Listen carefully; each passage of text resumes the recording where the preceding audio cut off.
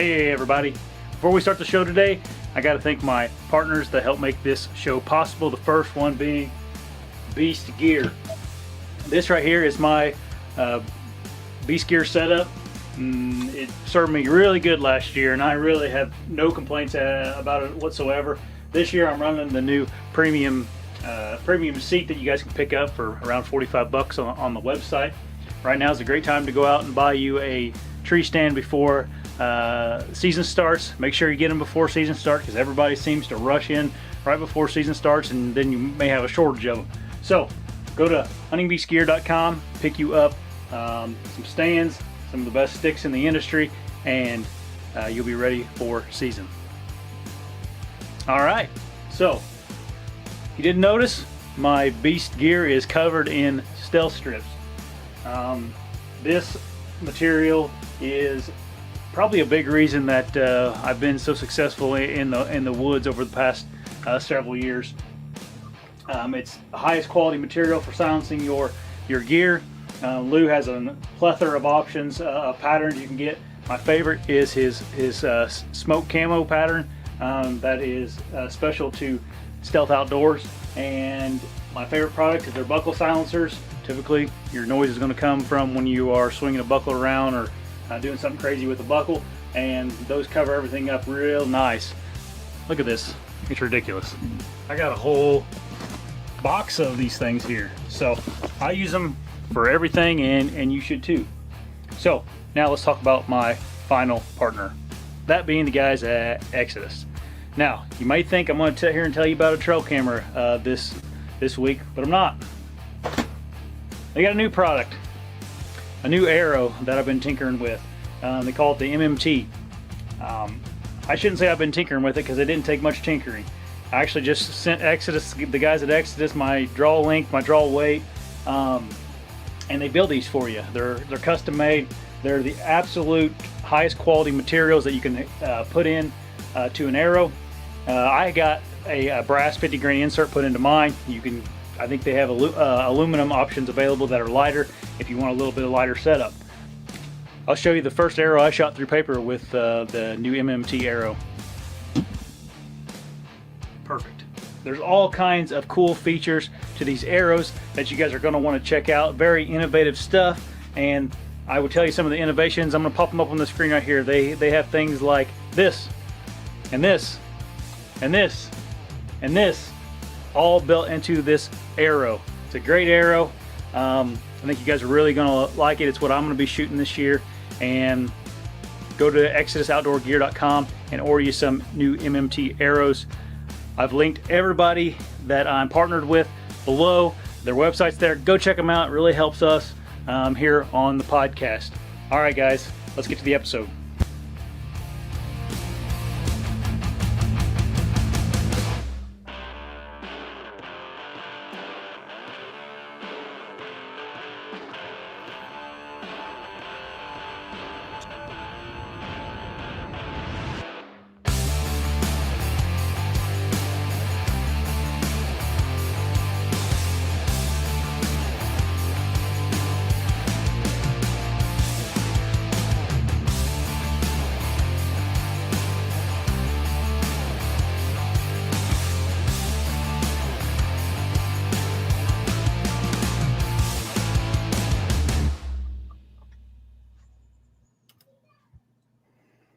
Hey everybody, welcome to the show.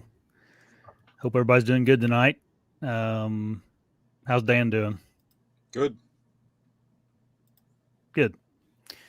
Looks like we got a lot of guys already on the chat. So everybody, we're going to do another kind of a Q&A or just a kind of a BS session tonight. We got so many questions last week. We thought we'd just kind of continue doing that this week. Thought we could fill another hour or so doing that. So I didn't really pull any questions from Facebook this time. I didn't post anything about it.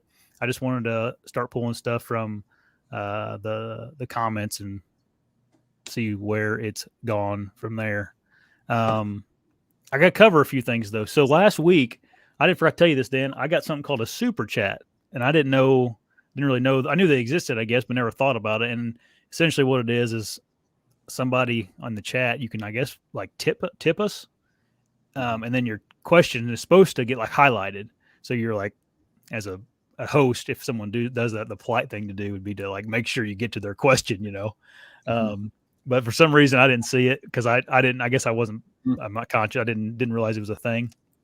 So I do have a super chat. So if you guys end up doing a super chat, and I apologize if anybody has done that in the past and I didn't get to your question, but I'll for sure keep an eye on that if you do a what's called a super chat. I don't know if you guys know what that is or not, but I guess it's just Apparently a way. They know about it more than you do.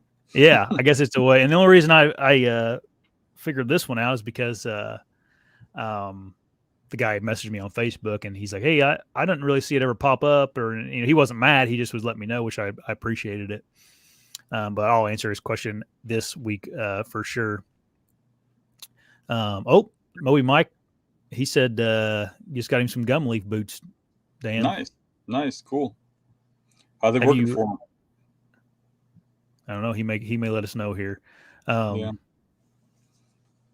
man, I like mine. I just got the zip up ones. I'm going to test them out. I haven't. Oh, really? Put them on, but I didn't go out and walk around or anything with them yet. I just been busy. Yeah. When I ordered mine, the guy that works for him there, he really was pushing me. Jack, Jack Butler, I think is his name. Mm-hmm. He was really pushing me to get the zip up ones, but I ended up. Yeah, he really loves them. He talked me into getting a pair. Yeah. Are they insulated or not? I think they're very lightly insulated, kind of like the other boots. They got like a thin layer.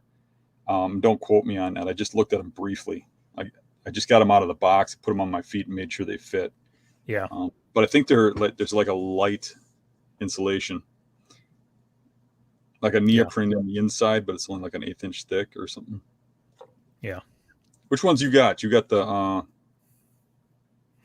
It's a green pair, like a darker green. So you got the ones with no zipper and stuff, right? Yeah, I don't have the zippered ones. Essentially, I got the cheapest ones you could get is what I got, which are still. So that's what I liked. It didn't have all the extra stuff on it, which is to me that's better. But he talked me into the zipper ones. Said they fit better. You get a tight fit when you zip them up. So I'm gonna try it. My worry was the zipper is gonna break, and he's telling me that they just don't break. They withstand anything. I said, okay, I'll give it a try. Yeah. Yeah, I don't know. If we're gonna hawk products here, tell me how those arrows are shooting. You've been shooting some through your bow? Yep. I can't really complain about them. I got that prime whatever a couple months ago when I set it up with my arrows from last year, and I kind of had in my mind that I'd have to kind of retune with these new arrows maybe, and Chad had messaged me from Exodus and was asking me for my draw length, my draw weight, asked me a lot of like really intricate questions about my the size of my material on my string, to make sure I got the right knock fit and all that. And I told him all that stuff and came in. I shot it once through paper and it shot perfect. So I just shot it at 20 and 30 yards the other day. I just got these arrows in. It was on vacation when they came in. So just this week's the only time I've got to tinker with them. I got mine in too. But I'm waiting to get a new rest on my bow. I did shoot one a couple times and it was impressive flight, but I really want to put a new rest on and really play with it. Yeah. They really thought it out. I mean, they've been working on this arrow for a long time. Yeah. I wasn't even sure that he had let the cat out of the bag yet. I thought maybe we had arrows and he hadn't told anybody yet. He's released that now? It is. Yep. You can order them on the website. They sent me the ad read. Essentially was what you guys hear is what Exodus tells me to say, or my version of it. And that's what they released it. I think Friday you could start ordering them.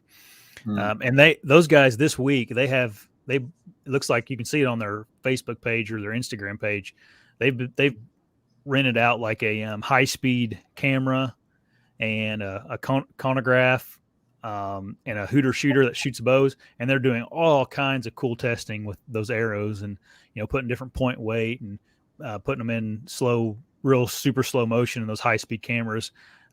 Be cool to see what they come up with or end up being. I mean, they got a pile of they got bows at different like let off, different poundage, different draw. I mean, they're going through the whole spectrum. They're doing it for a full week, shooting arrows through that hooter shooter every day.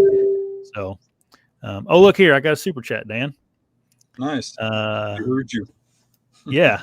So this is from. That's how it works, huh? Yeah, that one highlighted and everything. I see what it's supposed to look like now. So, Brian, appreciate it, man. So he says, what kind of arrows should a beginner bow hunter shoot with a 60-pound draw weight, 29-inch draw length? I don't know. I'm not the brightest guy at that. I mean, Josh is way better than me. But what I'll say is I just told Chad from Exodus what my draw length was and, how long my arrows needed to be and what my weight was. And he sent me the perfect arrow. Yeah, that's definitely an option. And that's probably like if you are really new and don't want to tinker with anything or do anything, you could do that. 60 pounds. I'll just give you like my recommendation. You could probably go with like a 350 or 400 spine and 29-inch draw length. So your arrow could be whatever you could around that. Arrows can get super complicated if you make them complicated. And I would just tell you, like, if you're just starting out, you can spend as little or as much as you want. There's a lot of good arrows on the market for a good price if you're willing to put in the work to mess with them. But those arrows from Exodus are a really good option if you kind of want to make sure you have what you need right out of the gate. And they also, those arrows, they are installed with premium inserts and nocks. Whereas if you bought like some cheaper arrow from wherever, the components aren't going to be quite as high quality. Now, that being said, if you're trying to, like, you're pinching pennies and you don't have, you want a really cheap option, you can look at there's a lot of arrows out there for, $50 to $60 for half a dozen. One thing I'd say about that, though, if you do buy arrows and you go the cheaper route, I'd still go to a pro shop because having worked in the industry, I know that the arrow companies send the arrows that are out of tolerance to the big box stores, like the Fleet Farms and stuff. The ones you get the stuff off the rack, they're usually above the tolerance that they sell them to the pro shops for. Yeah. So you don't want to buy bent arrows. You buy them from a pro shop. Yep. Your local pro shop. There's a lot of YouTube stuff. If I was you, there's a guy named Aaron Snyder. He's kind of a guy that's a happy medium. He's not really on that extreme FOC, and he's not, he doesn't shoot a target arrow either. So he's a good guy that I always recommend people checking out some of his videos on if you want to build your own or something. But you can just search him on YouTube and arrows, and I'm sure a bunch of stuff will pop up.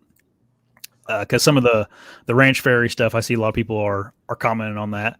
That's all fine and dandy. It can just be complicated for a new hunter that's just trying to, get something shooting good out of his bow. That stuff can get real expensive also when you start going. I think some of it too, you got to experiment a little bit. I mean, I know those heavy arrows do not fly well for me. I've never had a good outcomes with those. I do much better with the lightweight arrows. I get further, flatter shooting. Maybe it has to do with my draw length and the combination of my setup. Yeah.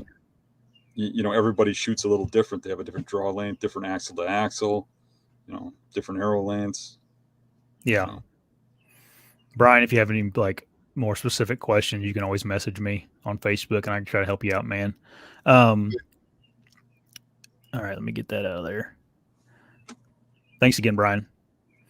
Yeah, that it'd be interesting to have a long conversation about arrows and stuff. We might when Chad's going to come on in the next couple of weeks and chat about that giant deer he killed in Kansas, and we'll probably talk about those arrows because there is some stuff, some details about it that I'm not educated enough on it yet to tell you guys about. So it'd be nice to get him on and explain it to you, especially after he does all this long testing on arrows. I think it'd be a good podcast to talk to him about all that stuff. Yeah, he was telling me about some innovations with the arrow, but it goes over my head a little bit.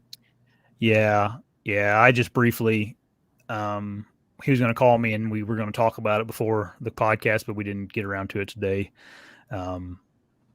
They have some technology in there that allows the arrow to recover from the archer paradox quicker. And like I said earlier, there's some higher quality components that are installed into the arrow. Outside of your typical like cheap aluminum inserts that you would find in a cheaper arrow. So, yeah. Hey, you mentioned earlier you had some, I saw a post too on Facebook. I think you had some people starting on your barn finally, huh? Yeah, they're working on it. Good deal. Yeah, all the poles went up now, so I've got these giant poles sticking out of the ground, 30 feet up in the air. Yeah, my barn that I remodeled it a number of years ago now, but it was my grandpa's. He built it in the 70s, and when they came in to rebuild it, all the poles were rotten. It was just pretty much sitting on top of the ground, so they had to go in and dig new footers, and then they fixed it without having to do too much work. It wasn't too bad to get fixed. I mean, it was a little bit of a cost, but it was less than it would have been now. But interesting story. When I came home from work yesterday, they were here with the equipment, and they have an old diesel truck that rumbled like my truck rumbles, and they're working. And I looked down in the field, and all the raccoons and skunks and possums and stuff are all coming out of the swamp, going up to them while they're working because they're thinking it's me with food. Yeah. Carol goes, "You better say something to them." So I went over and said, "Hey guys, the animals are friendly," and they didn't know what I was talking about. And then they looked over and they're like, "What is going on? What is going on?" Because there's like dozens of raccoons walking up to them. But it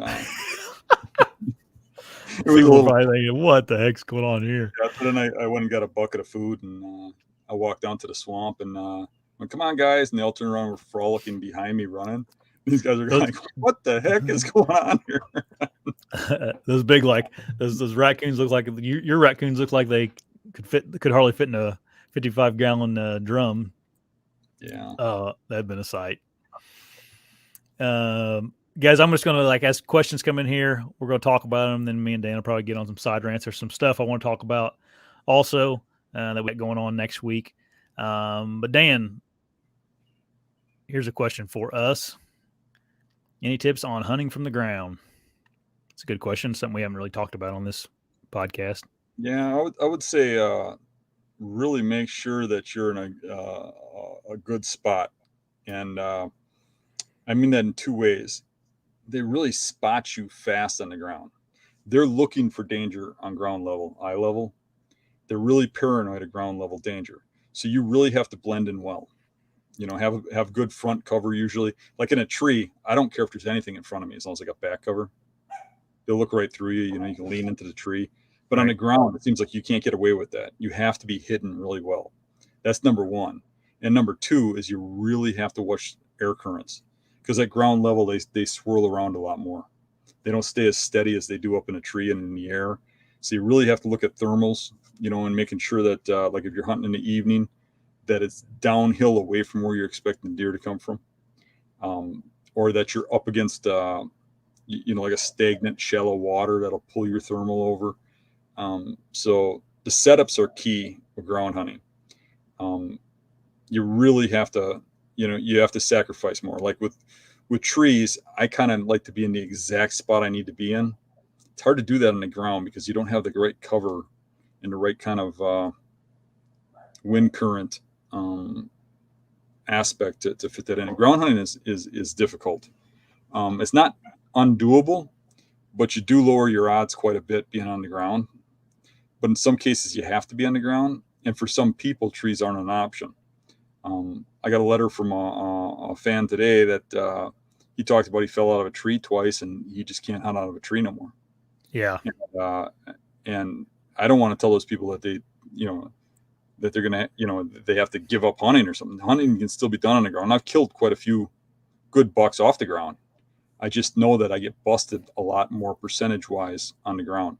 So for me, everything's about percentages. It's about, upping those percentages as much as you can so that when you have an interaction, you kill it, So yeah, I'm in a tree as often as possible, but on the ground, that's the two main ones is that you really get, into a tangle where you can hide real well, like into a down tree where you can get in between the limbs and stuff, where you don't have any kind of swirl and wind going back. Because when they come in, if you get a little swirl here and there, he's going to catch that before he gets to you. Yeah. Yeah, I have a old, people ask me all the time who makes it. I don't have a clue who makes it. It's a ghillie suit that I wear when I'm on the ground too. And that seems to help quite a bit. I think on the ground, that thing's really effective, a ghillie suit. Yeah. And I think another thing that's really helpful is I got like this like bucket hat. That's a ghillie. It's a ghillie that goes with the top. I don't wear the bottom usually. And I also have trimmed up like all the crap that's on the left arm for your bow hand, or if you're right-handed to be your right arm, because this stuff gets in the way pretty bad. But I've shot a couple deer on the ground with that thing. I've shot one. I missed one, but the one I missed wasn't. Another thing about the ground is that when they're coming in, I've noticed that it's a lot harder to notice or hear them on ground level. You hear them more in the trees. You see them coming from a distance in the trees, and they just seem to catch me off guard on the ground a lot. And then to top that, you have a limited shooting window because you're in the brush, you're in the thick stuff. Yeah. It's a hard nut. Mm-hmm. There's a lot of people that do it though. A lot of people like shooting off the ground. So if that's sometimes some places, it's your only option sometimes. I mean, to get some of the best. That's why I've killed a lot of bucks off the ground, is because some of the best spots to hunt bucks are treeless, and that's why the bucks are there, because everybody's hunting out of trees. Yep. So I mean, it's a give and take. You got to hunt them where they're at, and you got to use whatever method you can. That's I prefer being in the tree, but in a lot of cases, you can't be in a tree at all. Right. Good question, Dan. Check this out. Got someone from Hawaii on tonight. Cool. So shout out to them. That's a long ways from here. I'd like to go to Hawaii sometime and do some hunting. My wife, or some more of those axis deer that are all over out there. I think that's what they're called. I had a buddy that went, yeah. I had a buddy that went out and shot one with a longbow, which I guess is unheard of. Like, I guess they're real cagey. They're pretty hard to kill, I guess, with a bow in general. But my wife, I can't remember if she stays at her current company 20 years, they pay for a trip to Hawaii, and maybe I'll get to slip off and do some hunting whenever, if we go. She's been working there for 6 years or so we've got 14 more years to go, but anyways, welcome, man. Dan, you want to talk about what we're going to do next week? Sure. Lou kind of twisted our arms and said that he needs us in Michigan. So we're going to go do a live show in Michigan. What town is that? It is in Clarkston, Michigan, which I think is like at the start of the thumb kind of thing. Like, however people from Michigan do it, right here ish, right above Detroit, north of Detroit. We're doing it at a restaurant in a hall, and he is selling tickets to pay for it. And it's a very limited number of people. I think he said something like 50 people. They have room for 50. Including our guests. So there's a limited number of tickets, and they're going on sale tomorrow. So if you're in Michigan, want to come to the show live and meet us, and we're going to have a meet and greet for 2 hours or something beforehand. Yeah, we'll probably I was just talking or texting Lou before here. The place is called Buckshots, by the way, Buckshots Bar and Grill in Clarkston, Michigan. We'll probably get there around 5:30 and maybe start the show 7 or 8 ish. There's also we say we sell our tickets. The reason we're selling tickets is because we're buying dinner for everybody. There's gonna be a dinner there that night. I think we end up Lou mentioned $35 a ticket, so that's about what you have to pay to go out to eat anymore. So that's about it costs me more than that to go out to eat. Yeah, no kidding. Especially when we got $50-$60 every time we go out. I know. I was telling Maddie that the other day. Plus, we got Huck now too, so it just keeps on. It's like if you get under $70, it's like, all right. Yeah, that we got asked to come from. We got the place set up at Buckshots. That guy supplied our food at the free get together we did in Michigan earlier this year. I think it was this year, wasn't it? Yep. And he supplied the food. Real good guy, and he was like all about having us at his restaurant, and it should be a fun time. Yeah. I actually, looking at my numbers, believe it or not, I think I have more fans in Michigan than I do in Wisconsin. Yeah. I think everybody knows me in Wisconsin, but most of them here wave with one finger. Right. Just a little animosity or something. Oh, that's funny. Another thing is you guys can. I'm gonna have. I made some hats for the podcast here. You see this one, and then this one I got on. I got like a non-structured one that people like, and this is like a trucker hat. So I'm gonna have those there. And if you guys want one of these, let me know. You can message me on Facebook. We'll work something out to get you guys one. We're gonna have call-ins too tonight, guys. I will right now while I'm thinking about it. I'm going to copy the link into the comments right now. And so to get on, you just follow that link into the it's a web browser called StreamYard, and just have to follow the instructions on StreamYard, and it'll bring you into the live show. I'll have to add you into the show, so just be patient with me, especially if we're in the middle of talking about something. Also, you're going to be on the screen here, so make sure you're someplace where you have good service and you don't have something crazy going on in the background. If you guys can make it to the live show, we're going to probably put a post out tomorrow about it. Lou's going to put it up on his website, and you can buy them through his website then.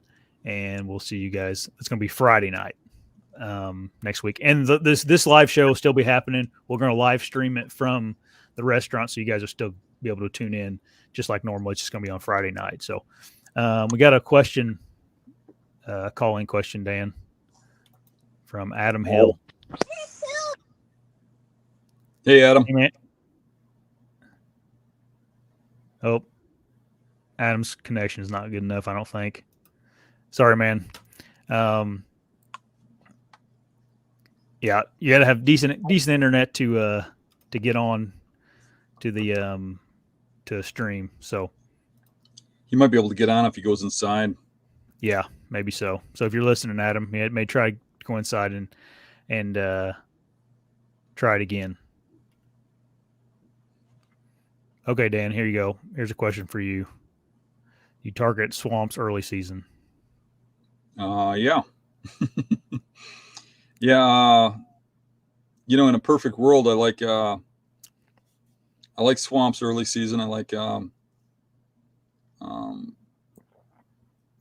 you can get really close to the deer. You can get in between the food and the bedding.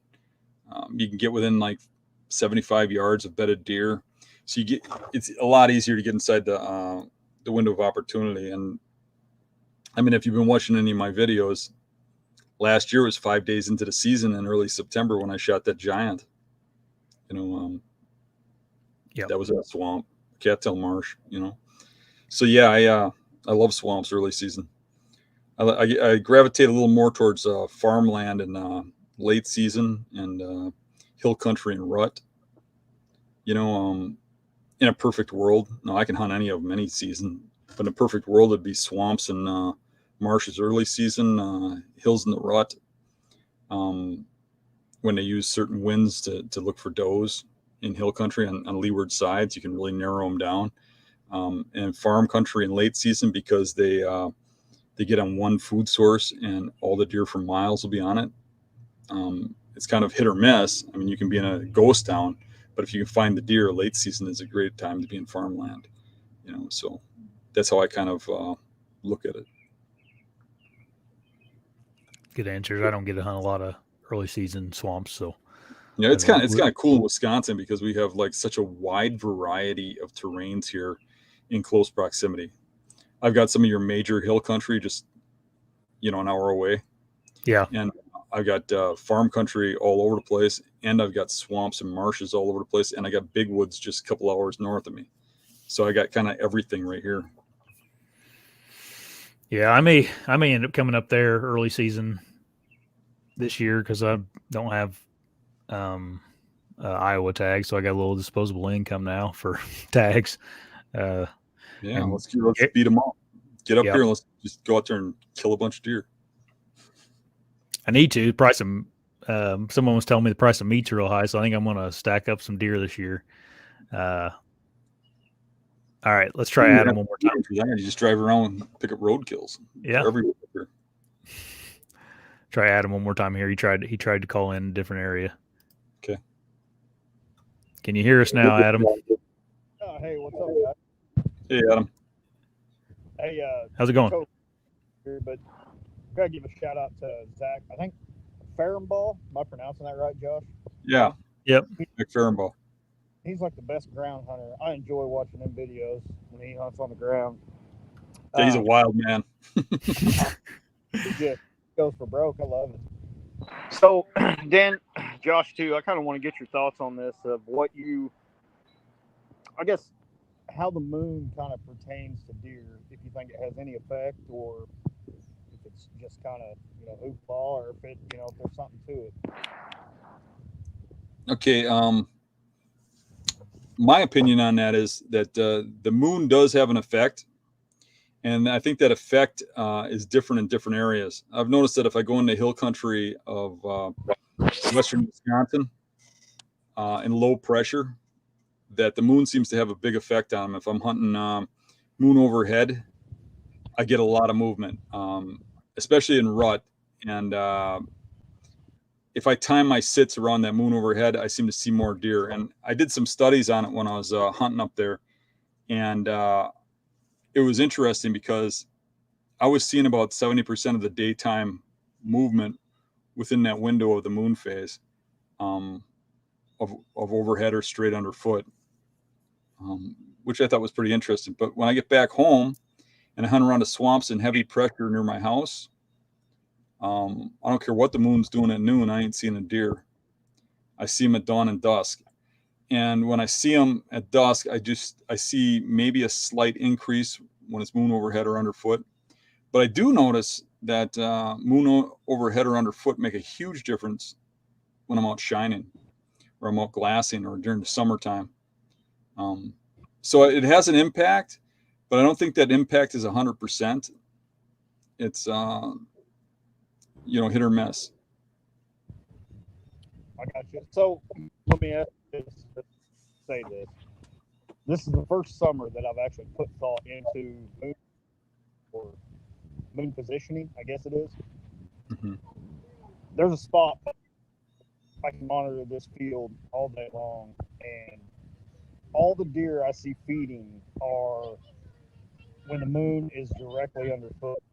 Mm-hmm. And it seems like no matter what that is, I don't know if there's a correlation with that. If it's just because I want it to happen, you know what I mean? But it just, to me, it seems there's too much going on there. You know what I mean? As far as there's got to be something with that moon thing. I'm all new to it. So yeah, we've done studies with trail cameras too, and it shows the same thing. I mean, it would show an increase in movement with mature deer, in that moon phase time. But for me, most of the time when it was accurate was when that moon phase was in normal hunting hours.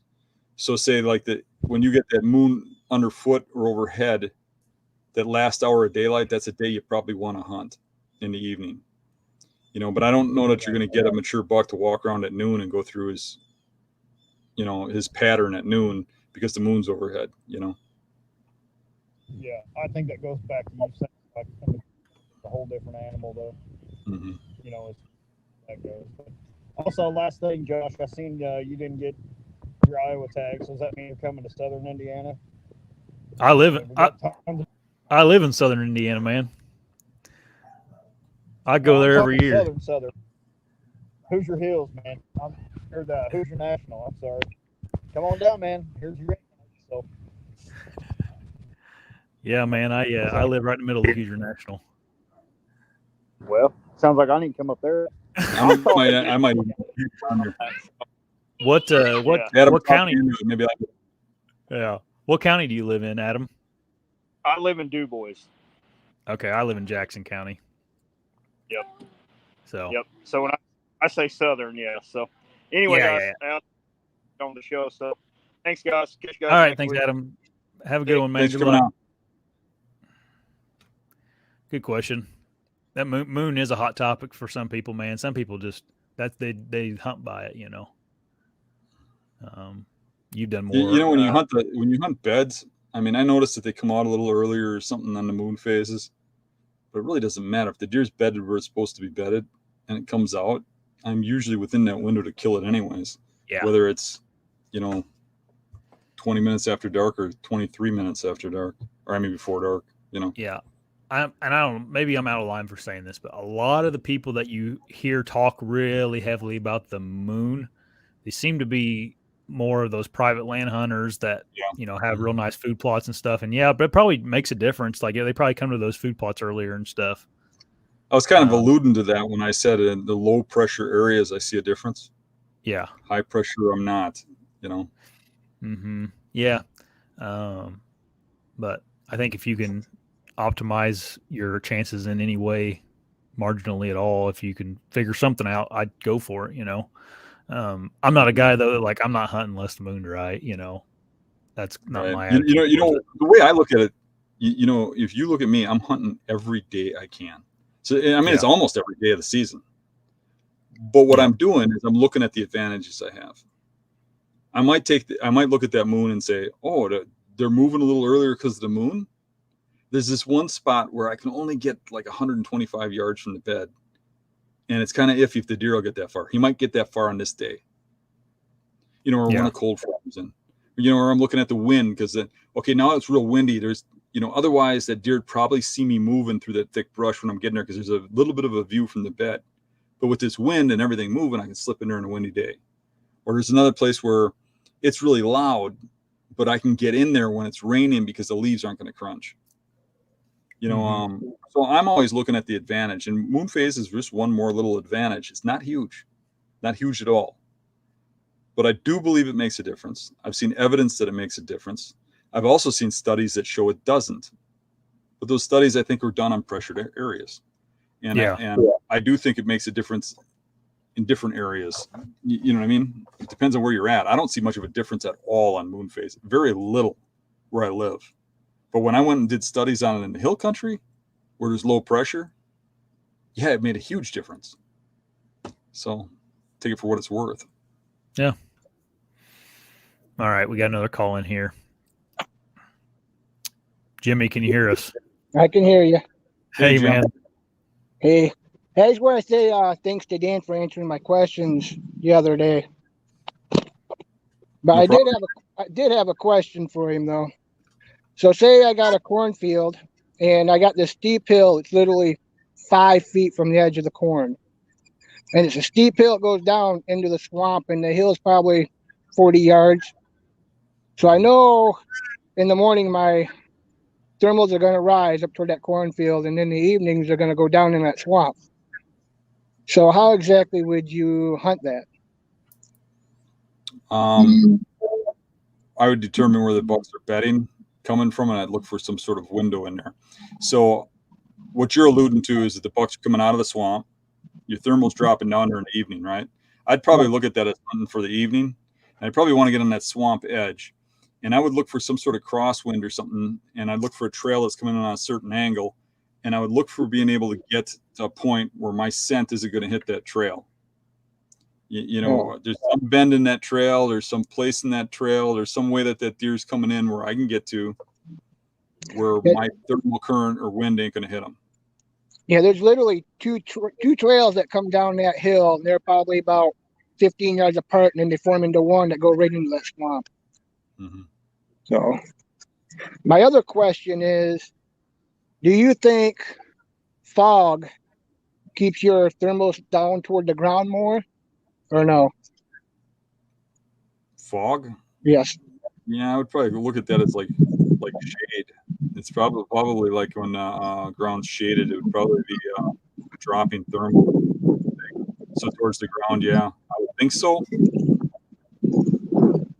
I thought maybe if I got in there with a foggy morning, they would kind of like keep my set right straight down to the ground more. So you're looking for deer coming out in the morning, going back into the swamp?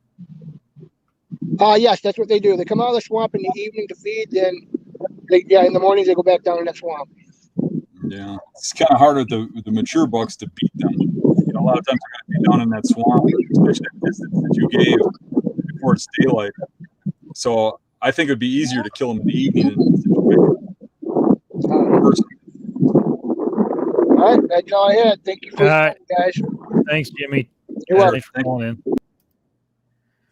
All right, I'm going to take one question from the chat, and then we'll get to our next caller there. There we go. Okay. This will be what's the most difficult state or area of the country that you have hunted? You may go first. I can give a decent answer. So I hunted a couple years ago in Northeast Ohio, which Ohio is kind of known for being a good state, you know, but man, up there was people everywhere up there. There was a lot of Amish men up there hunting. And I went during late season, and it was tough. Like, they were doing deer drives everywhere. There was, there'd be 15 Amish guys, families on every property pushing deer around. And it was tough up there. And it's up around where Chad, those guys from Exodus, are from. And those guys they won't even hunt up there anymore, hardly. That there's gotten so many, it's a big Amish community. And they hunt down in southern Ohio. So, that was one of my toughest hunts was in Northeast Ohio. It's hard for me because I always find a good in everything. But I think the hardest hunting I've had is probably in central Wisconsin, where there's heavy pressure, small swamps, and not a lot of big deer. That central area was real difficult to find big bucks and hunt them without running into people. But I don't know. You could throw anything at me, I'd find a deer to go after. Yeah. I mean, I just kind of look for the good in it. I was kind of surprised with Ohio too, because I expected Ohio to be an easier nut.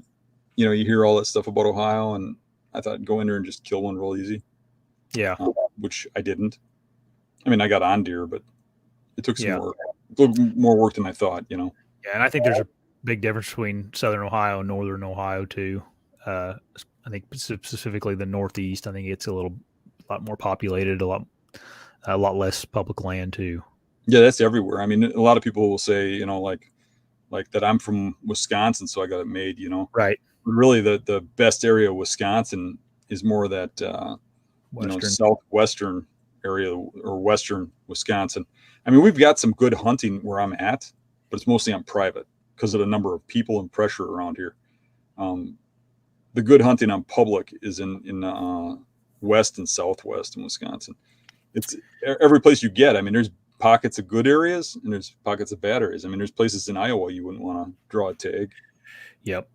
I had some ground, some public ground up there in Northeast Ohio, and there was like bicycles parked everywhere. It was Amish boys and men hunting. So I had a friend that had a little farm up there, and I ended up going there, and I was supposed to be the only one there. And I sat there one morning, and I got down. And when I got down, I walked out into the cornfield, out from the swamp into the cornfield, and there was a guy standing in the cornfield with a gun, muzzleloader during muzzleloader season. And I walked up to him, and I could tell he was an Amish man. And he goes, "Oh, how are you doing?" Real super nice to me. And I'm like, "Good." I said, I was not local, and for all I knew, whatever, I wasn't going to start anything with them about them not being, supposed to be there. And he's like, oh, we're doing a deer drive we do this whole block, and my brother is over here, and my dad's over here, and my 2 boys are over here, and they end up having like 6 guys spread out in this little bitty like 40-acre farm, and then me, I was sitting in the swamp, but it was tough. There's a lot of hunters up there, but it was fun. I mean, there's definitely big deer up there, and I'm probably gonna go up there again this year and hunt. But anyway, all right. Now let's get our caller in here. Hey guys, Jacob. Hey. How's it going, man? Hey, if the fishing is called him before, hasn't he? Yeah. Hey, Jake. Hey, if the hunting is so dang good in Southwest Wisconsin, you guys might as well hop on over if you lost your Iowa opportunity. Oh, I'll be over there. I get over there every now and then. Good. I gotta publicly give you crap for it now. But my question was, I was listening to the Exodus podcast the other day. I believe it was Shane Parker. It's a guy that does a big study with trail cameras, part of a university study. He had 170 trail cameras on 800 acres. And he said one of the things he saw a really surprising correlation with was dew point and air humidity. He said that there was a point where when there was more humidity in the air and the dew point kind of signified that he had a lot more mature buck movement in daylight. And he thought that was because they could smell better. Have you seen any correlations with that over the years at all? With the dew point? Yeah. I think it might have an effect on how much they move and how early they move in daylight, because they can smell better when the dew point's higher. But other than that, I really haven't noticed anything. I've noticed nothing that would affect my hunting or the way I hunt. Right. Yeah. The way that we're kind of hunting is like we're close enough if they're going to move anyways. But Josh, what about you with that? Yeah, I mean, I haven't done any studying myself on it. I mean, we used to run beagle dogs, and it seemed like they'd be able to smell better, like Dan said, whenever there was moisture or whatever, dew point was higher, I guess you would say. So it doesn't surprise me, I guess. I think it would make a little bit of sense with refreshing scrapes after light rains. I guess I saw was more of a pattern last year than refreshing scrapes after heavy rains. And I thought that was really weird. I had a camera that I just let soak all year without touching it on a scrape that was open in April. And I found that they refreshed it a lot more often after a light rain or like a foggy day than they did after a really heavy rain.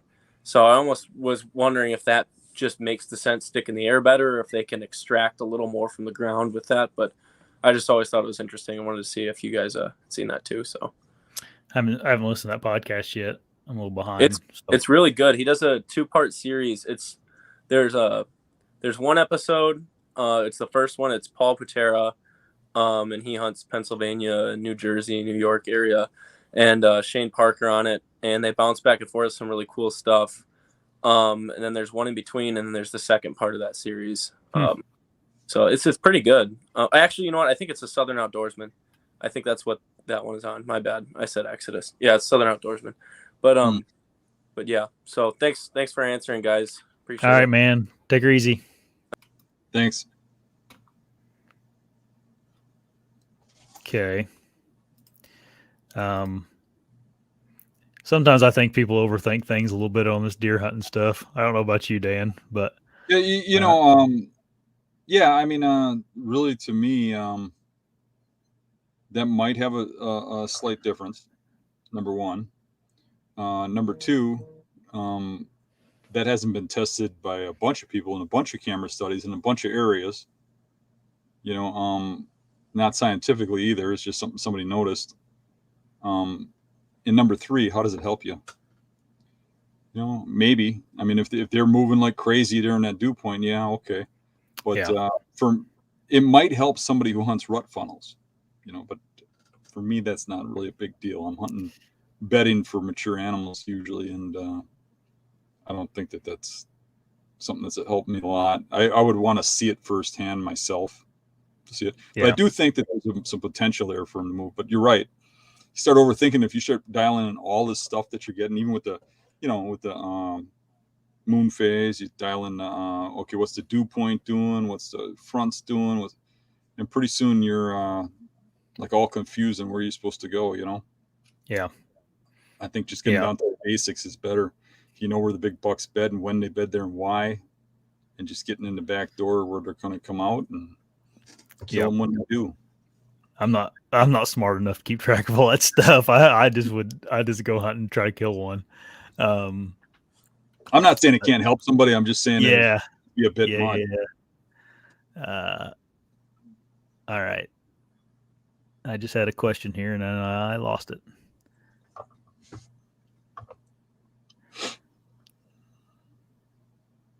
Sorry, guys. Where was that question? It was a pretty good question. All right, I'll just summarize it because I remember it. Okay. He was asking if you've ever had any luck or thoughts about if you have a piece of private that kind of has an access road down the middle of it, if it's a good idea to drop people off in vehicles to minimize like foot traffic sent. And if you thought that was an effective or a bad idea to, like, drive a vehicle through a farm. Well, yes and no. It depends if that's something that happens on a regular basis. If vehicles go through there all the time, they'll be okay with it. Yeah. If they don't, they're not. What I can say is deer get used to human travel areas. They get used to human trails. They get used to roads, things like that, and they know what they're for. What they don't like is when you change something up. Like one day you come in from the side, and they don't like that. Not to say you don't do that, but you do that one day and then they're onto it and they're freaked out, right? But I think it was the last, I don't know, just recently. I'm not sure if it was on this show or not, because I did some other podcasts. But I talked about that 15-pointer I shot just recently, and I kept walking on this dirt road, and a lot of people walked on this dirt road. It was a farm access road. And when I get back in the woods, I could glass this buck, get out of his bed 100 yards from that farm access trail and cross it. And he'd stop, smell where people walked, and just not even bother with it and keep walking. Sometimes he wouldn't even show any attention. But people would, kids would ride their bicycles up and down that. People would walk. The farmer would drive his tractor up that. He paid no attention. And I see this all the time. It's not just this one buck, but I'm using him for an example. One day I went down that trail, and I got to where he crossed, and I had been just struggling with how to kill this buck because he was bedding under this willow tree. That was this big, massive tree that was all alone. And it was all open grass around it. West wind blew in from the trail that we walked in, so he's smelling you when you're walking that road too. He's only 100 yards from you. And one day I walked in there, and I was struggling with how to kill him, and there's a little patch when you get in line with him of cattails. Not very big, maybe 10 feet around, but it was thick enough that it blocked his vision to that trail. And I took and I walked down into that. It was an overgrown pasture. And the fence was broken down there because there hadn't been cattle in there in years. And I walked in down his trail when I got to where his tracks crossed that dirt road, and walked in about 10 yards, looked at it, and then looked around, and I'm like, no, there's nothing I can really do. Turned around, went back to that trail and walked back. And that day when I glassed that buck, get out of his bed and hit that trail, when he hit where I walked 10 feet from that road, he freaked. He just came unglued and ran out of there. When every day, 10 feet further, he'd smell me. And he's okay. But when I walked 10 feet off that trail, that freaked him out. So those trails, making an access trail is not necessarily a bad thing. It was bad as if that trail's always walked, and then one day you drive down it with a car, and then you stop frequently and let people out. I mean, if that happened all the time, I don't think that's a big deal. But you got to remember too, a lot of times they're bedded close enough that they're watching those access trails. Mm-hmm. Even though you think no deer are around it because it's, in the middle of the open, and, this isn't where a deer is going to bed or whatever. They purposely bed in a spot where they can watch those spots. So they'll see you letting people out. But I'm not saying that's a bad idea. I'm just saying you have to consider those things. You have to think about it. You have to think about what you can get away with and why, and how often a car uses that trail, how often people walk that trail. If maybe you should use a bicycle. There's a lot of options there. There's the option too of coming in from the side, but you get one or two cracks before you really freak them out, walking the outside perimeters. You got any thoughts on that, Josh? No, I would, I mean, echo everything you said, and I don't know.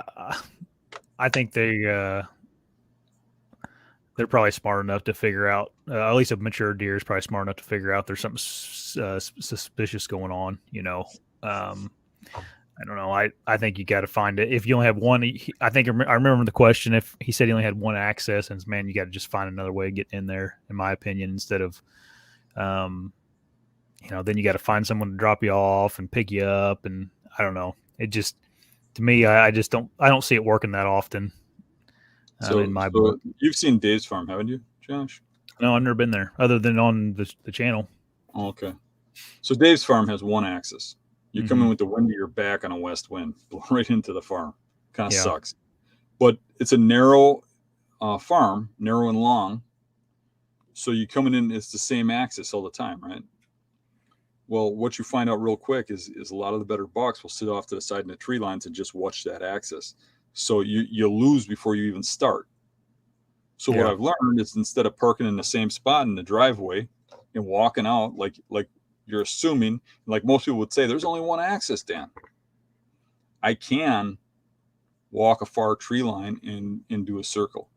It's not that far off, but it's far enough off that I'm out of the sight window.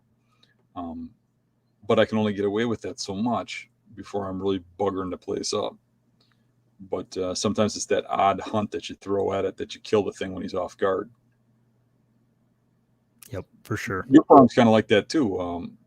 That farm that you had me on, I mean, that's a huge farm, but it's got kind of like singletary axes and it's open. So you have to kind of watch how you access that too. Yep. Yeah, and this year I got permission from that farm to the west of it, so I can come in from that farm now too. So I can kind of work my, depending on the wind or whatever, and sometimes it's a shorter walk to come in from the other way. So now you have the same advantages all your trespassing poachers have. Yep, good. That's right. That's where they all come in from that farm. Yeah. So, I don't know if it'll be any better, but we'll find out. Be the first year I kind of mess with it a whole lot. All right. Another question here. Have you ever hunted in wolf territory? And if you did, how did you go about it? I have not. So Dan's going to take this one over. Yeah, I have hunted in wolf territory quite a bit. It's never really affected me in a different way. I hunt it the same as if there was no wolves. The only thing that I see that's different is most of the time when hunting wolf territory, I see a lot more midday movement from mature deer that I don't normally see otherwise. And I have a theory on that, but it's a theory. I mean, I'm not a deer. I can't answer for them. But I think the reason they're moving midday is because they're hunted all night long by wolves. So, but I do see quite a bit more midday movement when I get into wolf territory. Yep.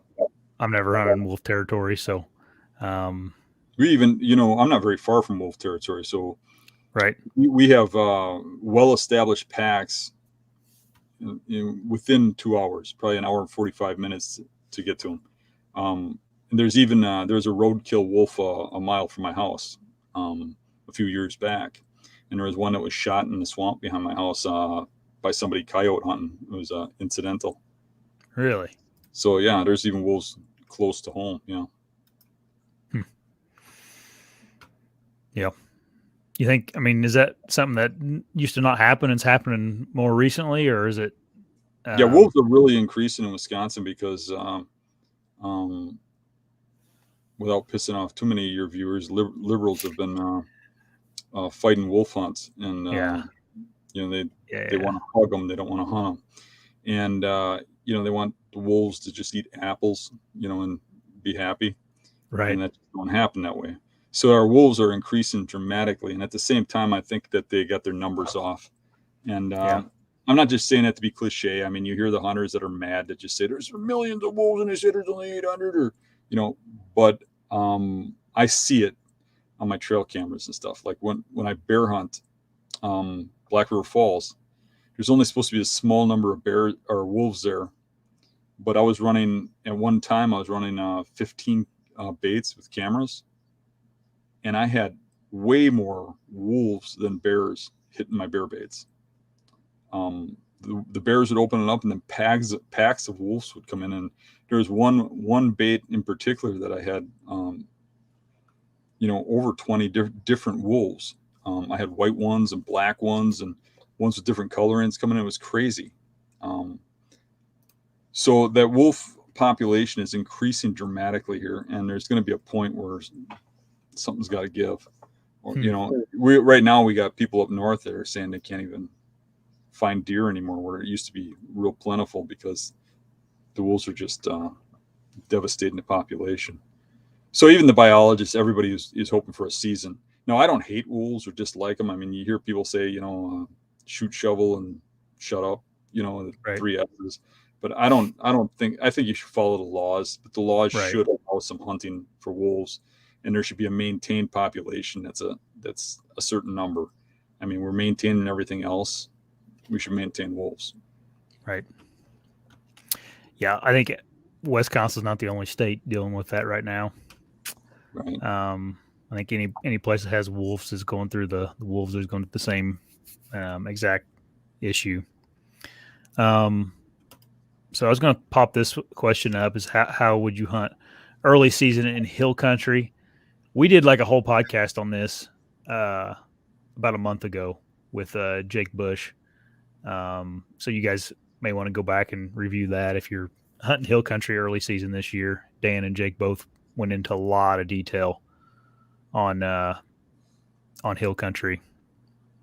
Unless Dan, you want to tackle that topic right now? Well, for me, it's usually about acorns, and it can be really difficult with a good acorn crop. But getting in really close to bedding, really, that's the thing, and understanding how deer bed in hill country is the important thing. But that could be a whole show, and it was a whole show. You should probably go back and watch that show. Mm-hmm. All right. Lou sent this in. Typical Lou question right here. What's the smallest deer you have ever shot? I said, I think I have you beat, but I would like to hear your take. Mine was bigger than a rabbit. How about yours? Well, I got 2 of them I'll mention. Number 1 was a buck I shot at Dave's that I thought was a doe. I did a story about it. I never did a video on it, but I did a story on it. It came across this field, and I thought it was a big doe. It was alone, and I shot it, and it turned out to be a buck. And it was a 2.5-year-old buck. The antlers were less than an inch long, and he had big bases, but they just barely came out. And I think what had happened, he had a big scar on him, and he had one lung, and the other lung was just this pussy, nasty, smelly pile of gook that was inside of his chest. I don't even know how that thing was alive, but obviously that thing had been one-lunged the year prior, and that was the first deer I ever saw that survived a one-lung hit. The reason that was a unique story is because when I left there, I was hunting alone, and I got stuck in the snow, and I was revving back and forth trying to get the old pickup truck out of the snow. It was a 2x4 truck, so it didn't have 4-wheel drive. And when it finally took, I went flying up onto the road, and then I had to slam on the brakes to not go flying off the other side. And what I didn't realize is my tailgate had popped open, and the deer went flying out. And then I drove all the way home. Or no, actually, I went straight to registration. It was back in the days of registering deer. And I go in the back, and everything's missing. My tree stand, my rifle, the deer. Oh no. So I turn around, and I fly all the way back to the farm, and there lays the deer and a couple of items. But my I also had a tub that was full of camera gear and stuff. And I was like, oh no, and the only thing laying there was the deer. So I threw the deer in the truck, and then I drove real slow back. And I knew the stuff should have been in the road when I drove back, and it wasn't. And then all of a sudden I noticed my rifle leaning up against a fence in somebody's yard in footprints. So somebody had come along and saw the rifle laying in the snow, picked it up and put it against the fence for me to find. A little further down, there's my camouflage onesie suit hanging from a limb. And a little further down, there's my bin of camera gear off on the sidewalk, right in town. So whoever came down that road next was a nice person. I would say it sounds like you got lucky. The other deer might have had slightly bigger antlers. And I probably should have got this deer mounted, but I didn't. I'm a lot more proud of it now than I was when I shot it. Yeah. But it's a weird story that doesn't sound believable, but I'll say it anyways. I was coming out from a hunt, and I saw this little deer, and I was thinking it was a fawn, but I could see a big neck on it, in comparison to its body. And I was thinking, well, it's got to be a doe, but it looked a little weird, like just misshaped. And when I got close to it, it turned and started running straight at me. And I don't know why. And I had a doe tag, and I was thinking about shooting it at the time when I saw it. And when it ran at me, I drew the bow. And when it got to about 10 steps, I shot it alongside of its head into its shoulder. And the arrow went completely into the deer, into the hindquarters. And the deer hit me in the legs and knocked me over. And it turned out to be a mature buck that was stunted. And it was like 50 or 60 pounds, but it had antlers that curled around like a ram.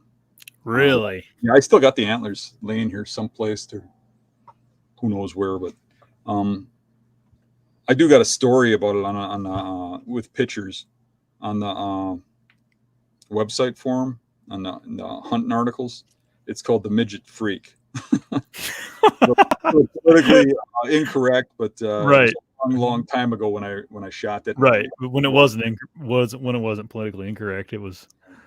Yeah. So how about you? What's your smallest buck? I found a picture of it here. I was digging around my computer while you were telling your story there, Dan. Here, I can show you guys. I'll tell you the story. I'm sharing it here. It just takes a second. So that's my smallest deer I've ever killed, is a Kentucky 11-pointer. Yeah, I shot it with a longbow. But yeah, this is do what? You start crying or anything when you shot it? I felt bad. Hey, I was proud of it. I may have killed a deer with a longbow before that one, but maybe not. Yeah, we canoed into an area like first week of September, and 2 little bucks came out, and I ended up shooting this one. But yeah, it was quite smaller than what I thought it was from the stand. But yeah, it was little. It tasted good though. It's easy to get out of the get back to the boat too. So that's why I shot it. I wanted to make it easy on me and my buddy that were hunting together. Yeah, it's more of a challenge anyways. Those little deer are a challenge. They're hard to hit. Yeah. I honestly felt kind of bad after I got it, but nothing you can do. I mean, once you do something like that, you got to tag it and move on. And it was with a longbow, so I feel like, I was going to shoot any buck essentially. So I held true to my my promise to myself. I just wanted to get a tag in Kentucky field. So there's people that give you crap for that, but a lot of times you really can't tell. I mean, I've shot in deer and been shocked to find out you shot a fawn on accident or something. I mean, it's not very often, but every now and then, you just see something a little different, and you end up with something like that. And all you can do is just smile and laugh and put your tag on it and say, we're out there for meat anyways, and it looks pretty good eating. Yeah, it was real good eating. Nope. Yep. I ate every piece of him and had a smile on my face. And like I said, it was when traditional archery was pretty new to me, and I was pretty excited to just get one with it, even if it was a fawn. But yep, one of my pet peeves is when people beat up other hunters for shooting something small. It's like those deer. Those deer live a pretty hard life, and more than likely that deer right there was probably going to die that year. I mean, just statistically speaking, they probably do, from either a coyote eating him from the back to the front, or getting EHD, or whatever, another hunter shooting him that year. So between cars and cars, lead poisoning, the majority of deer get killed before you reach 2 years old around me. But once they hit that 2 years old, they're more likely to live and die of natural causes or something later on. Yep. They got to hit that pinnacle where they've learned how to survive all that crap. Mm-hmm. Yep. No, I was proud enough of him to take a picture of him. One of my first ones with a longbow. But anyway, so there you go, Lou. Thanks for bringing that up. Lou's a small deer killer. He'd know all about it. We should get him on here to tell us what his smallest deer is. Yeah. Yeah, I may have beat him there. I don't know. That was a pretty small deer. All right. Moving on.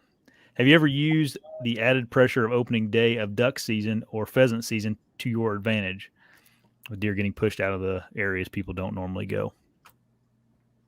How about you, Josh? I did a little bit in Nebraska. We don't have a lot of duck hunters around here. I mean, we got some, but it's not like it is in some other states. And we don't have We don't have pheasants in southern Indiana, not very many. So those two specific things we don't really have to worry about in Indiana. But when I was in Nebraska, there was pheasant hunters everywhere, and the deer really got concentrated down by like the rivers and stuff where the pheasants were out in the CRP field, or the pheasant hunters were out in the CRP field. So it really concentrated the deer.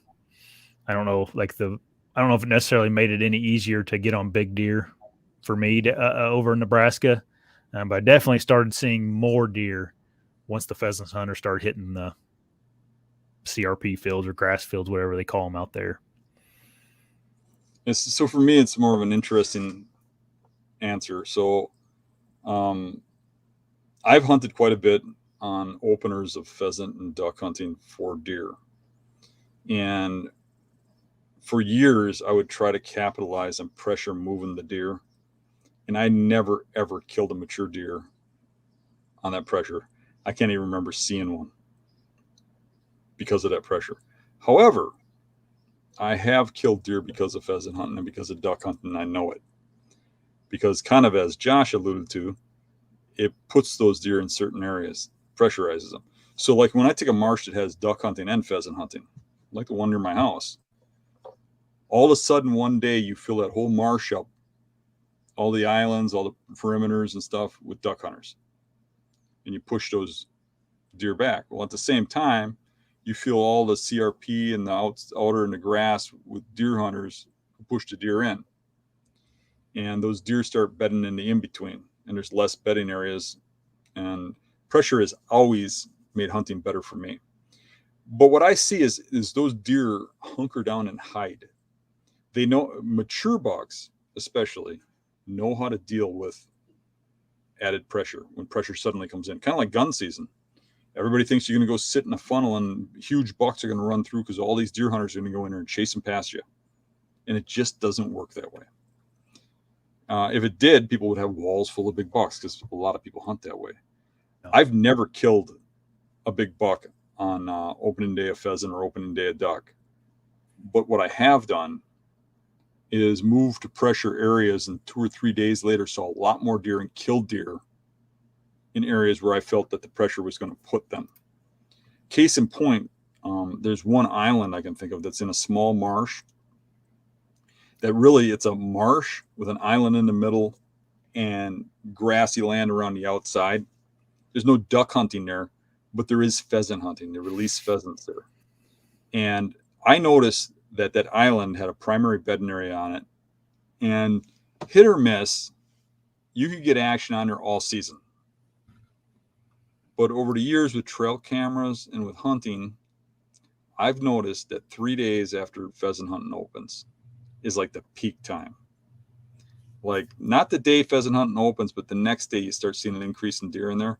And about the 3rd day after, you really see the bigger stuff show up there. So knowing that, I started hunting there that 3rd day after pheasant season went open, and I started having success in killing deer because of it. However, I went beyond that. And there was a point where I wanted that island to be good at a different time of the year. And so what I did was I mimicked that pheasant pressure. Now, all the deer that bedded in that marsh, now they didn't bed out in the CRP grass where the pheasant hunters were. And they didn't bed in the water in the cattails. They either bedded on that island or they bedded in the thin line of dogwood and tamarack and brush that went around the perimeter of that bowl, that cattail bowl, right? So literally what I did was for like 2 days straight during the day, I walked through all those bedding areas. Now, I didn't hunt those bedding areas because there were a bed here, a bed there, and it was nothing really set up where I'd have a good high success chance. But somewhere in there, the bucks were, right, in one of those beds. So I'd walk that perimeter for a day, kick all those deer through there. And then I'd do it again the next day. And then I'd wait a day and go hunt that island, and I'd get a hunt just like I did during, 3 days after pheasant season. So that's my take on it. I don't think you're going to do really well hunting the pressure from pheasant hunters. But I do think making chess moves instead of those aggressive moves like, okay, they're going to push them today. I think those chess moves are more likely to put you on a deer. I'm not saying you can't go out there and get on a deer because they push them to you. I'm just saying I think it's lower odds than you think. Yep. Okay. We're going to answer some more questions here, but there's a button in the bottom right. You guys see it says subscribe to win. I forgot to mention that earlier, and it's probably a good thing I said it right now because there's a lot more people on. But so once this channel hits 5,000 subscribers, Hunting Beast Gear is going to help us out, and they're going to let me give away a set of mini beast sticks. So that's what that subscribe to win arrow is for, is to subscribe to the channel. That's how you get to win. And I was looking at my analytics. I haven't looked at the Hunting Beast analytics about this, but like the views I have on this channel, only 30% of them are subscribed. So, have you ever looked at that, Dan? No. Yeah, I haven't either, but it's interesting. The trouble with it is a lot of people don't have YouTube accounts. Yeah. That's probably true. Subscriptions help out a lot. So you guys, if you do have an account, hit the subscribe button. Even if you don't care if you're subscribed, because it helps Josh with the analytics and stuff and such, and that's why he's asking for that. Yeah, because that's what you get paid on. That's how he gets paid for his show, is through YouTube, and it's based on the number of subscribers and the amount of traffic and stuff. So subscribing helps on my channel, helps on his. Yep. Essentially, it tells YouTube that people like your stuff, so then they're going to be more apt to promote it more to people that search the hunting public or whatever. Then there's a better likelihood of something that me and Dan are doing pop up because of those searches. All right, Dan and Josh, what is your favorite venison recipe? Josh is way better than that than I am, because I ate venison at Josh's house. Yeah. And I'm willing to drive down there tonight to eat that again. But my favorite one, real quick, is on my YouTube page. You can view it there, and sooner or later, Josh is going to shoot another deer, and he's going to put his on mine too, because I've asked him to, because it was so incredible. But mine is just basically I cut up a bunch of vegetables, mostly like hot peppers, because I like hot stuff. Yeah, and zucchinis and green peppers and onions and all kinds of crap, and I cook that in a pan of butter, sticks of butter, and a lot of salt. Make it real healthy. The main trick is to do everything you can to take those vegetables and make them unhealthy. That's what makes them good. Right. And then while that's cooking, because it takes the vegetables longer, I cube up venison steak, preferably chops, but you don't always have chops. It can be any kind of steak. So I cube it in like inch to inch and a half cubes, and then I once the vegetables are cooked, I put those cubes in there, cover it up, and just cook it for a few minutes until it's still red in the inside. and then it's almost like a stew with the butter and stuff boiling in there, and it's just awesome. I love it. But Josh's recipe on that backstraps, that's what you should tell him. Oh my God, was that good? Yeah, I'm pretty. I don't talk about it very much, but I'm pretty passionate about like wild game meat. Like I'm very like we call like Stephen Ranella-esque. Like I really get into it, and I've gotten pretty good over it. Over the last several years at cooking it. Yeah, I like to I'll take a piece of backstrap, marinate it in whatever you really want. A lot of times I'll do like a dry rub of salt, pepper, paprika, whatever you guys know what I'm talking about. Oregano. I'm trying to think what else I put in, like garlic powder, onion flakes, and I'll marinate that for a day, and then throw it on a smoker, throw it on a cast iron that's like steaming hot to where like if you sprinkle something in it, it would bubble with some butter, and then I'll sear it, and then put it on the smoker for a little while, and it usually comes out real tender and a lot of flavor. That's my favorite way of doing it. But I mean, I'll use the shank of a deer to make stuff, and heart, liver. I've done everything and kind of figured out how to cook it all and make it into at least a palatable meal. Some people don't like liver and heart. My wife is one of them. She didn't really care for the texture of either of those two, but it has good taste. So yeah, I want to do some more of that stuff, especially now. I'll have a lot more time this year to do those kind of videos, to where we can do some education. I don't know what YouTube's like law or rules are on showing that kind of stuff. Do you, Dan? Like me? I don't seem to mind. I mean, there's people that do it quite a bit. Yeah, probably shouldn't show them like gutting a deer or anything, but I don't know. I did on one of my videos. It didn't get demonetized or anything. Okay. Yeah, I wouldn't think. I don't think they want to see blood, though. Yeah, but if you're just cooking something, I don't see a problem with it. So, okay, this can be a pretty quick one. Are you guys shooting the new prime bows? Yep, I got the inline. Mm-hmm. I gave Rick my my old bow. Yep. Which one was that? Oh man, you're asking. Nexus is right here. This guy. Yeah, the Nexus. I gave Rick my Nexus, and I got the inline. Yeah. I was going to give away the Nexus to a viewer and sign it, but Rick was like, "Oh, I want one," so I gave it to him. And, I haven't seen Rick on here yet. The boys at Prime, I worked out a deal with them, and I am going to be giving away a Prime bow sometime very soon. Cool. On my channel, and I'm going to let the viewer who wins it pick out whatever bow they want. So that's coming up. But yes, I am shooting it. I just started, so I can't answer a lot of questions on it, but I really like it. It's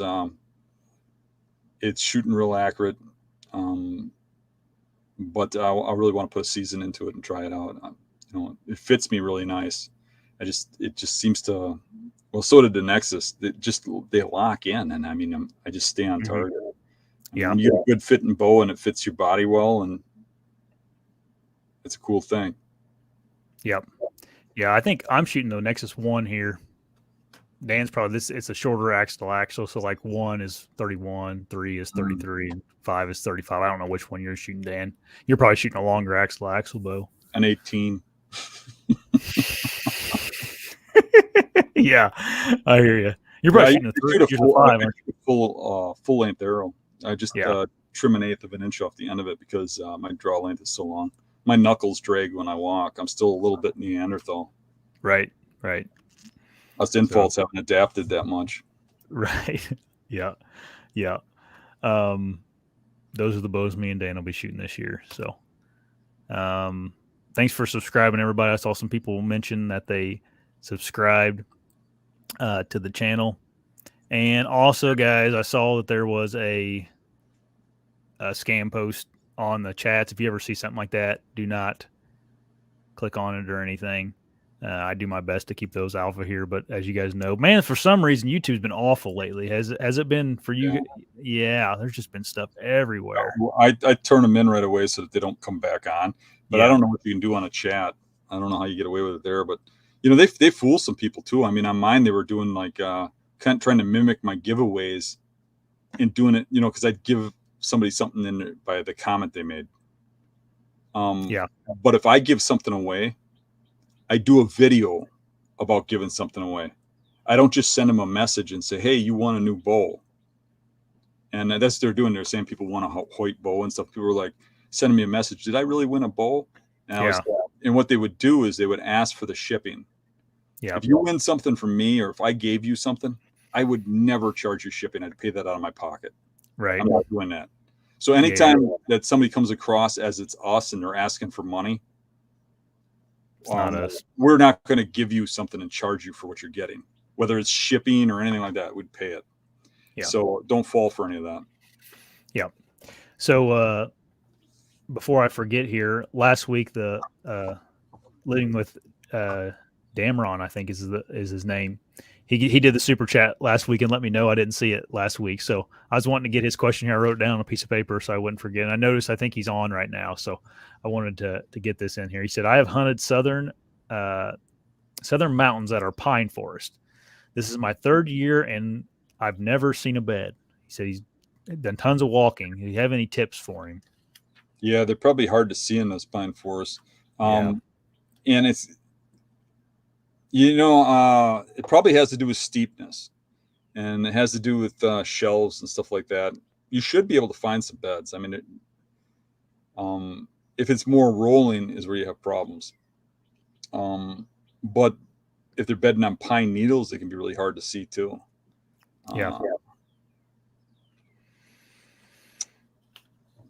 Geez, I mean, outside of writing a book on here, it's difficult. They're going to be at certain positions on where the land starts to drop off fast.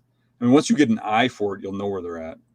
I mean, I can look at a property even where you can't see a bed, and I know where they're going to be. And even if I can't see the bed, I know where they're bedding. And I know that sounds crazy, but after you look at beds for all your life, you get like that. Yeah. And sometimes I take it for granted that everybody sees it like I do, and I have to take a step back and say, no, they don't. I know, I did a workshop in Tennessee. I think it was Tennessee, the Land Between the Lakes. Kentucky or Tennessee, yeah. Kentucky, one of the two. And we went down and I went and spent the day down there walking around, and I couldn't believe how difficult it was for me to find beds to show the group. Now, I knew where they were bedding. I could see the beds. I could see where they're at. But it wasn't something that you'd have people wondering, what's he talking about? I found one really good setup bed, but it was because of my history of looking at terrains like that. But basically, if you study the Hill Country bedding DVD or our Hill Country videos that we have on YouTube that are free on my channel, you should get a good grasp of where they should be bedding. And whether you can see the beds or not, that's where they're at. In a lot of cases in the terrains where you really have a hard time seeing the beds, you should see rubs coming in and out of them, the areas where the beds should be. And if you know how to read the terrain, well, then you're going to say, okay, that's where they're bedding, whether you can find a bed or not. And I do a lot of that. I mean, because I go in and hunt in season, so I'm looking at terrain and saying they're bedding here because of the terrain. This is where they're going to come through. And then I look for sign where they're going to come through, and that's where I set up. Yeah. But in a lot of cases, especially road trips, I really don't know. I haven't seen the beds firsthand. Right. It's probably one of those deals, man. Once you kind of find one finally, you'll probably start recognizing them or seeing them. Okay. For people that weren't on earlier, someone asked just a second ago, when is the next hunting beast get together or potluck? So we said this earlier on the podcast. We're actually, it's funny you asked that because next Friday we are getting together in Clarkston, Michigan at Buckshot's Bar and Grill. Lou from Stealth Outdoors is going to put some tickets on his website tomorrow. You can get on there and buy them. It's going to be like probably from 5:30 to whenever we're done. There is Friday. a limited number of people being Yep. are going to be able to go. So you're paying for it because there's a meal and because we're renting a place. But it's got a limited number of people we can put in there. So I think it's 50 people or something. So if you really want to be there, book it early. And we're gonna get there real early, like a couple hours early. And with it being a limited number of people, you'll have access to me and Josh and probably even Rick if anybody actually wants to talk to him. So Dan's driver. So yeah, he's got to come along to poke me every now and then when I fall asleep and drive off the road. But yeah, if you want to go, get there early because I'll be there a couple hours early to chat with people and meet them and stuff like that. Yep. But there'll be a good meal involved, and we'll do a live show there. Yeah, and that's why we're going to charge for it this time. We have to pay for everybody's meal. So yeah, and just so everybody knows that we're not making anything off that. We're just paying for the cost of what we're doing. Yep.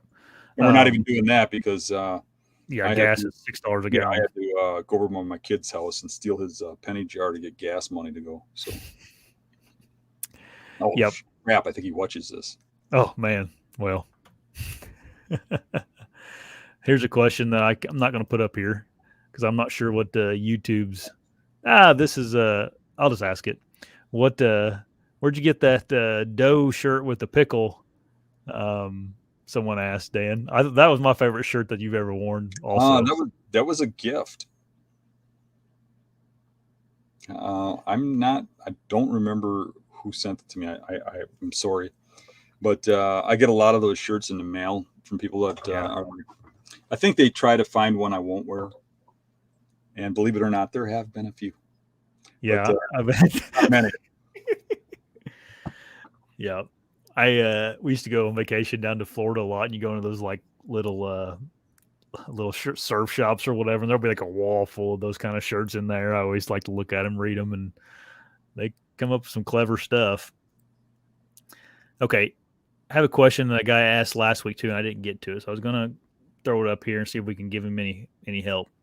Why do some buck rub their antlers in the bed or around their bed, and some don't even, though they need to loosen the velvet anyways? So, do you have any comments about this, Dan? I think he's maybe referring to why do some bucks rub inside their bed and some of them don't.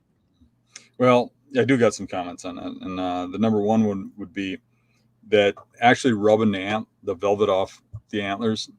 I mean, they don't do a lot of that. They do it once or twice and it's done. Yeah. And a lot of times they don't even mark trees that much. There's a lot of myths and a lot of speculation that goes into that. I've seen a couple deer rub velvet off their antlers, and really other than a couple pieces of velvet laying around that ain't there very long because critters eat it, you couldn't even tell a deer rubbed their antlers there. The rubs that are in beds are there for a reason. Bucks rub for a reason. Is to communicate. It's to mark an area as like mine, or it's to mark an area to say, hey, I'm available for a doe, When they rub in bedding areas, it's because they're competing for that bedding area. That's why when you have mature bucks bedding in an area, you won't have as many rubs if you're in like public land where there aren't very many big bucks, because he's the only big buck around, and the other bucks that are subordinate, if he's dominant, won't go near him. But you'll have a bedding area that say 2-year-olds use, and there's a lot of 2-year-olds in the area. That area will be rubbed like crazy with pretty decent rubs. What a buck will do is if other bucks are bedding in his area, he'll rub the tree right inside those beds. And that's to mark that bed as his, because he's competing against another buck that comes in there and beds in that spot. That's another myth that goes around, is that when you find a really good bed, you found a buck's bed. Not really true. The same reason that buck is bedding there is the same reason all the other bucks in the area will bed there. And I've watched bedding areas and seen the exact same bed, seen 3 different bucks in 1 week bedding that same bed.